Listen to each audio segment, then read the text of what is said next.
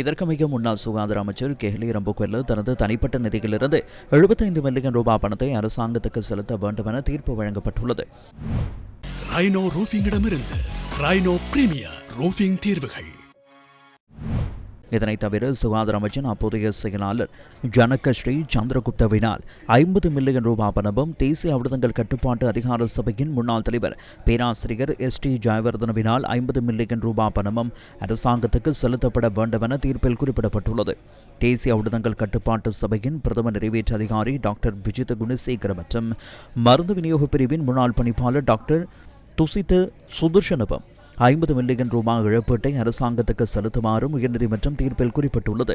Transparency international Sri Lanka நிறுவனம் உள்ளிட்ட 2 தரப்பினர் தாக்கல் செய்த அடிப்படை உரிமை மனுவை விசாரணைக்கு எடுத்துக்கொண்ட பிரதம நீதியரசர் பிரீத்தி பத்மன் சூரிசேன உள்ளிட்ட உயர்நீதிமன்றத்தின் 3 அடங்கிய நீதியரசர்கள் குழாம் இந்த உத்தரவை பிறப்பித்தது.